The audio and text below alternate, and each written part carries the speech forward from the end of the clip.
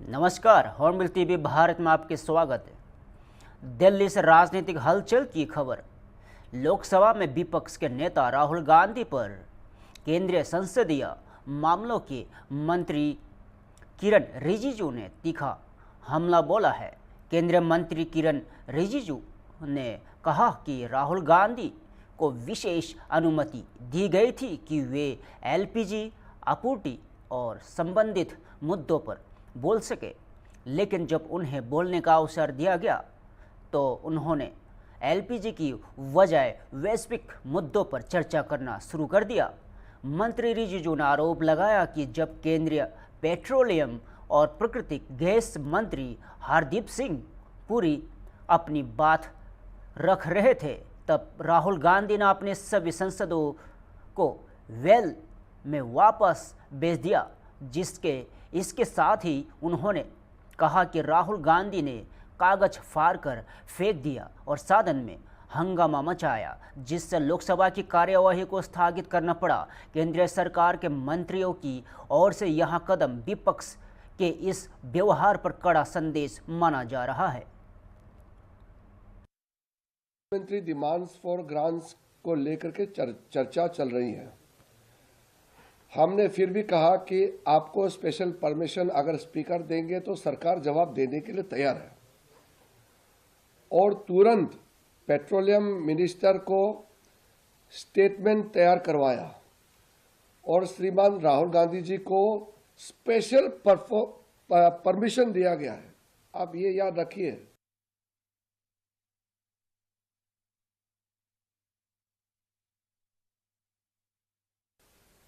किसी को नहीं, श्रीमान राहुल गांधी के लिए स्पेशल परमिशन दे करके 4 बजे उनको अनुमति दिया, और जैसे उनको बोलने के लिए मौका दिया, वो एलपीजी में नहीं बोल करके दुनिया भर का विषय पे बोलने लग गया।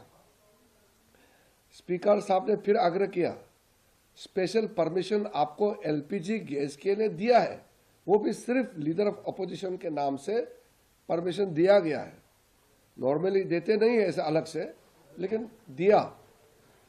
फिर भी नहीं माने, फिर भी अमेरिका, फिर या एब्सटेन फाइल, तरह तरह का बातें हैं जो नोटिस में मेंशन नहीं है, उठाने लग गया।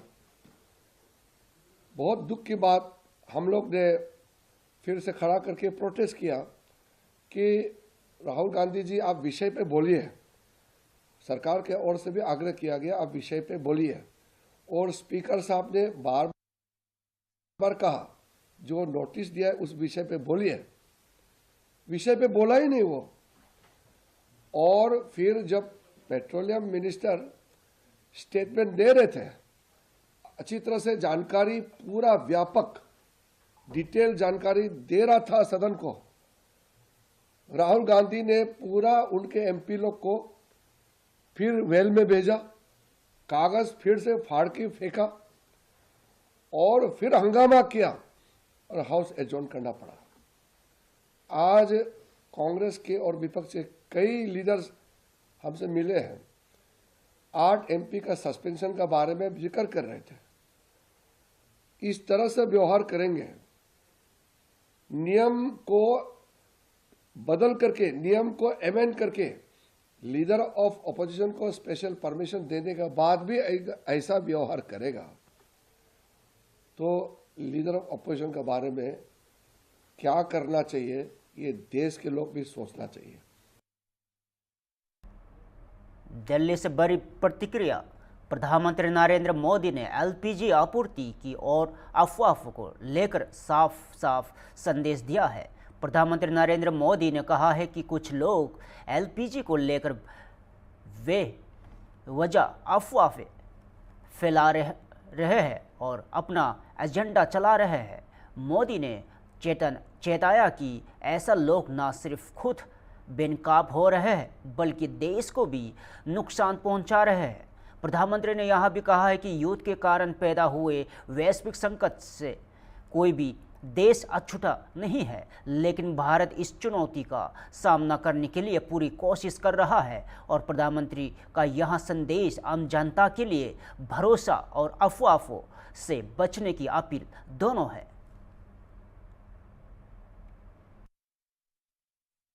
आजकल बहुत चर्चा एलपीजी को लेकर हो रही है। कुछ लोग हैं जो पैनिक क्रिएट करने का प्रयास कर रहे हैं, अपना एजेंडा चलाना चाहते हैं। मैं इस समय उन पर राजनीतिक टिप्पणी नहीं करना चाहता, लेकिन इतना जरूर कहूंगा कि ऐसा करके वो जनता के समक्ष खुद को एक्सपोज हो ही रहे हैं, पूरे देश का भी बड़ा नुकसान कर रहे हैं। साथियों, आज युद्ध से जो ये वैश्विक संकट आया है, उसके प्रभाव से कोई देश अछूता नहीं है। कम अधिक मात्रा में हर कोई इस संकट के शिकार है। भारत भी इस संकट से निपटने के लिए कोई कसर बाकी नहीं छोड़ रही है। दिल्ली से राजनीतिक प्रतिक्रिया। बसपा सांसद निशिकांत दुबे ने लोकसभा में विपक्ष के प्रदर्शन और कांग्रेस पर तीखा हमला बोला है। बसपा सांसद निशिकांत दुबे ने कहा है कि संसद कोई कैंटीन नहीं है। उन्होंने विपक्ष पर निशाना साधते हुए कहा है कि वे आम जनता की बातें उठा रहे हैं, जैसे एलपीजी की किल्लत, और सरकार उसका जवाब देगी।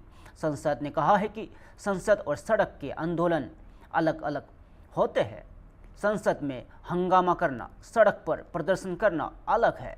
और उन्होंने आरोप लगाया कि जो स्थितियां दिखाई दे रही है उससे लगता है कि 2044 तक कांग्रेस सत्ता में वापस नहीं आएगी। और निशिकांत दुबे ने कहा है कि आम जनता को जो कांग्रेस बेवकूफ़ बनाती रही है वह अब बेनकाब हो गई है। उन्होंने स्पीकर को नोटिस दिया और पूरी पेन ड्राइव सौंपी, जिसमें उनके आरोपों और प्रमाणों का विवरण था। बसपा सांसद के इस बयान के बाद राजनीतिक बहस और तेज होने की संभावना है। ये पिकनिक मनाते हुए नजर आए। ये पार्लियामेंट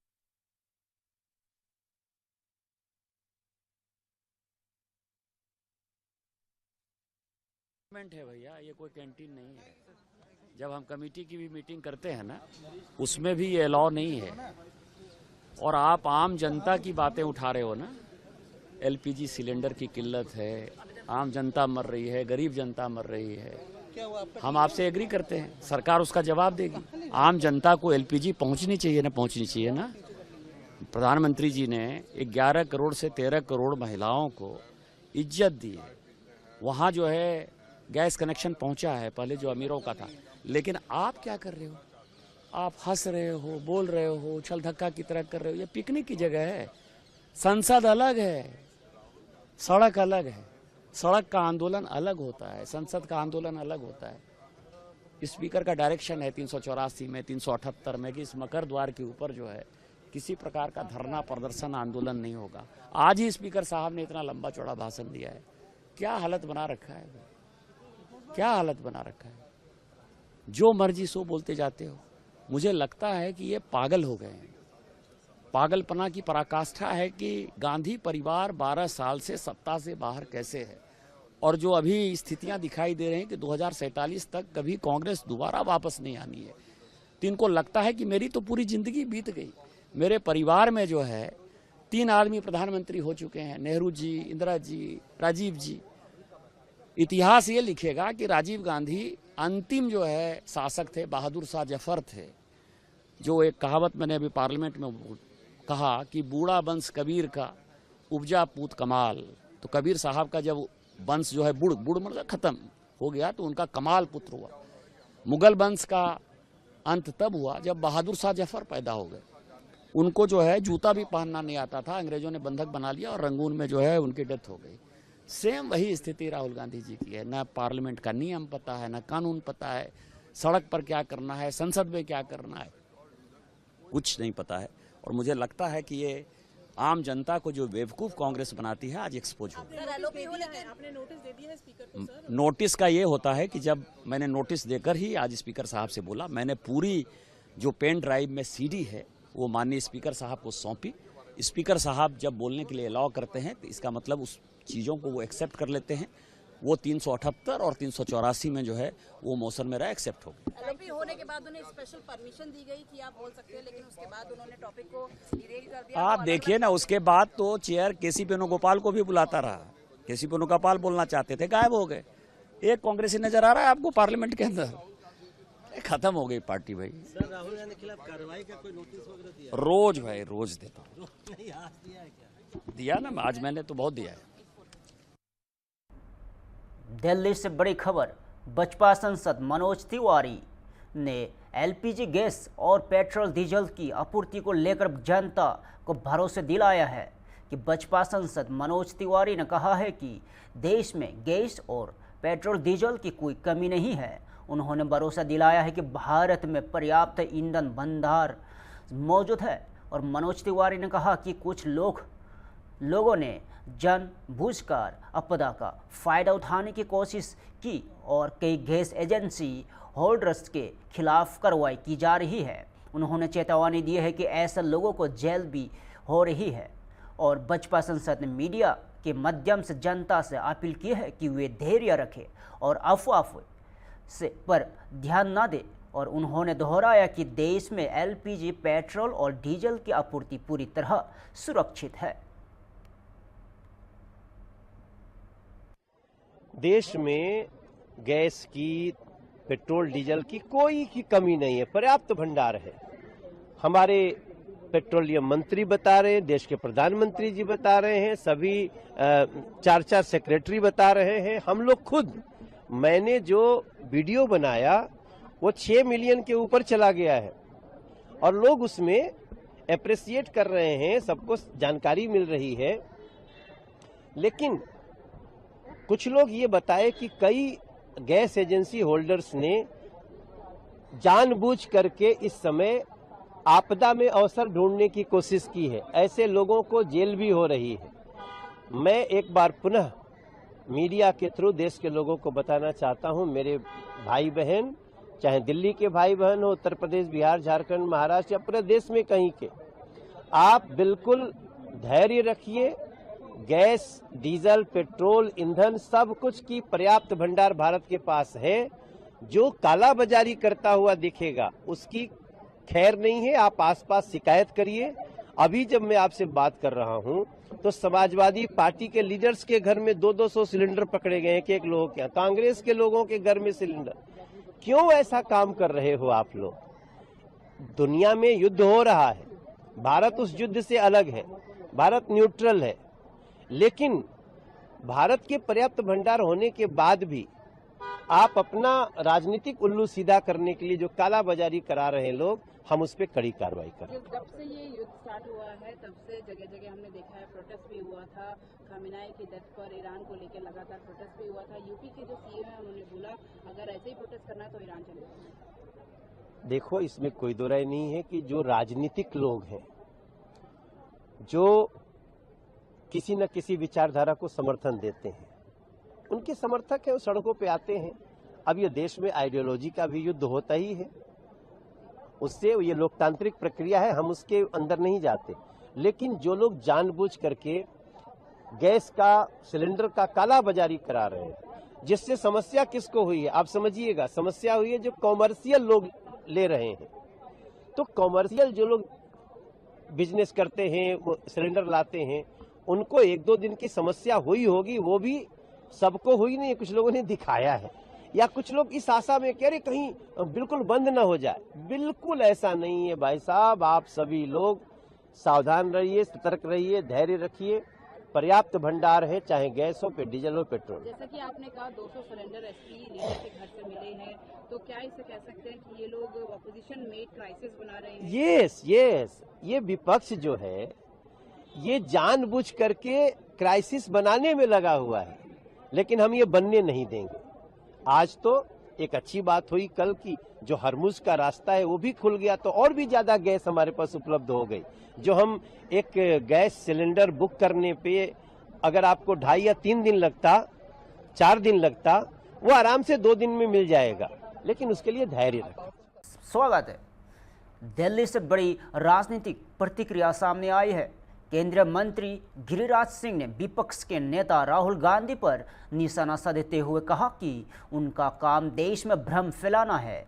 केंद्रीय मंत्री गिरिराज सिंह ने कहा कि देश में भ्रम फैलाना और विदेश नीति पर सवाल उठाना राहुल गांधी की फितरत बन गई है। उन्होंने आरोप लगाया कि राहुल गांधी मकरा द्वार पर चाय पीते हुए देश को गाली देते हैं और गिरिराज सिंह ने कहा कि कोविड के दौरान भी राहुल गांधी ने देश में भ्रम फैलाने का काम किया था। उनका कहना है कि राहुल गांधी की फितरत केवल देश में भ्रम फैलाने की है और उसमें गंभीरता नाम की कोई चीज़ नहीं है। केंद्रीय मंत्री की इस प्रतिक्रिया के बाद राजनीतिक गलियारों में बहस तेज हो सकती है। देखिए, दुर्भाग्य है इस देश का जो भ्रम फैलाना और देश के विदेश नीति पर प्रश्न खड़ा करना उनकी फितरत हो गई है। उनको लगता है हर महीने विदेश जाना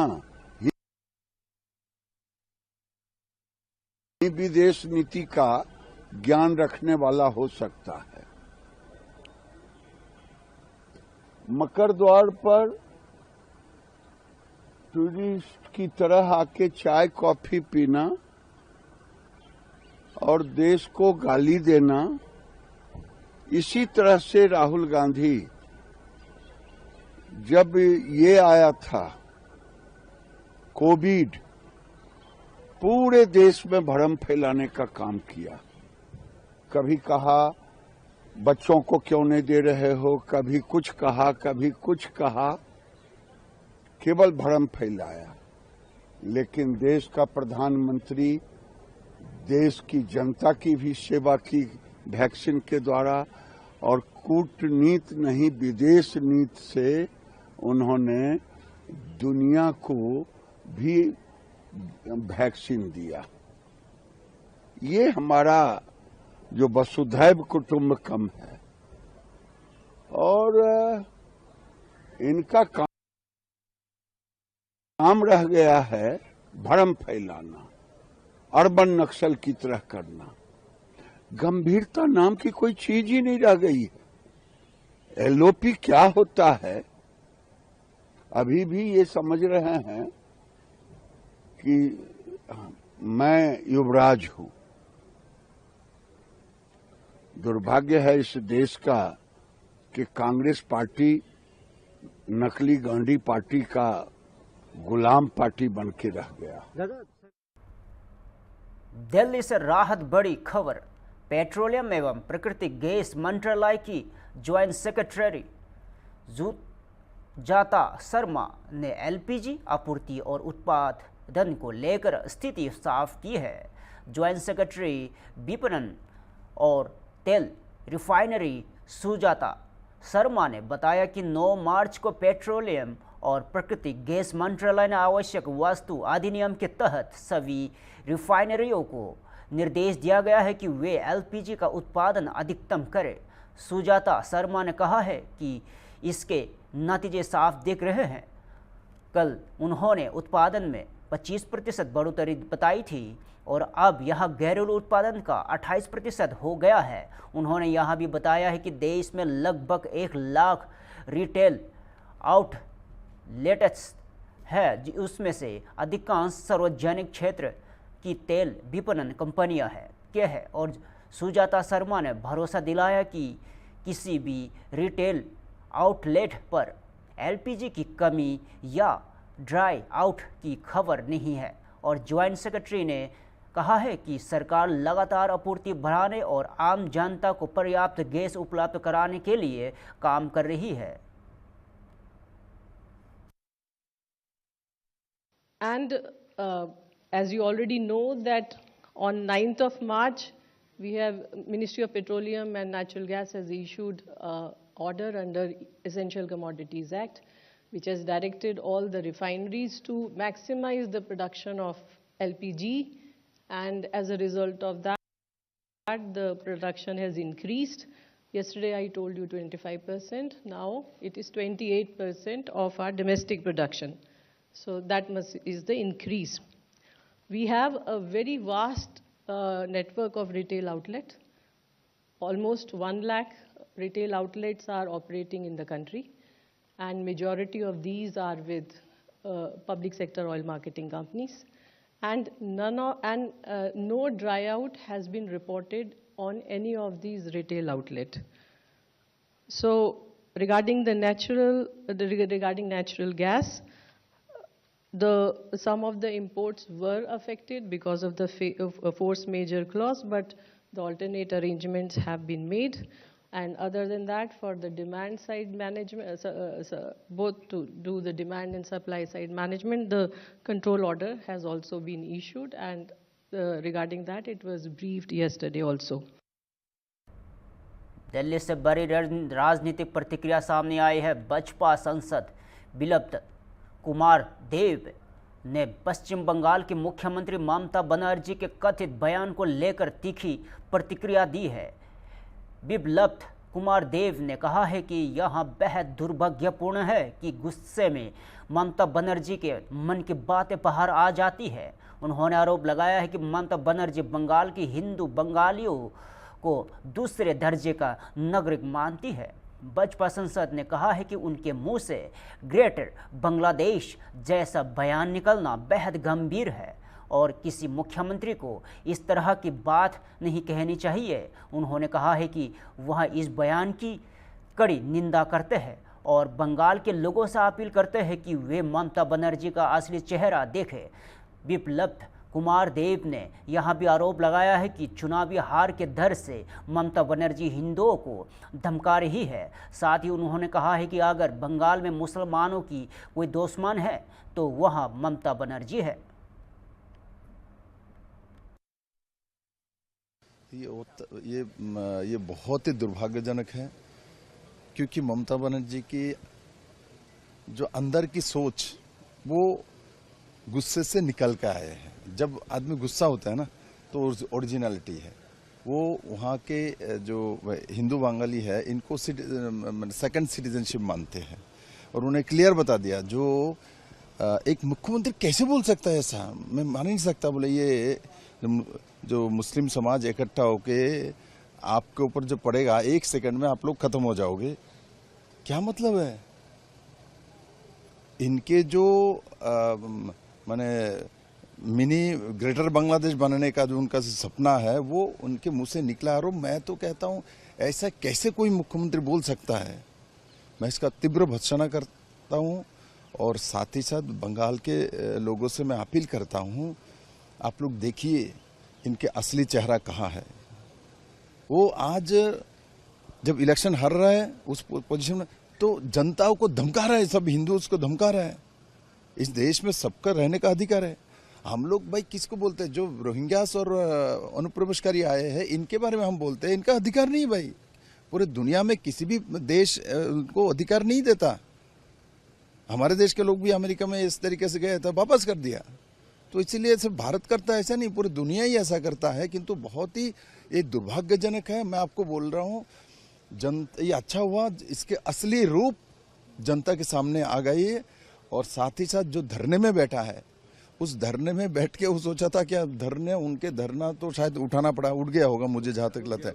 तो अब समझ में आ गया ना उनको, उनका कोई काम नहीं होता है। ममता बनर्जी तुष्टीकरण की राजनीति करी क्योंकि चुनाव पास में है, उनको लग रहा है कि हिंदू वोट मैं आपके माध्यम से ही कहना चाहता हूँ, बंगाल में ही बहुत बार मुस्लिम भाई को बोल चुका हूँ, मुस्लिमों को सबसे बड़ा दुश्मन कोई है बंगाल में, खुद ममता बनर्जी है।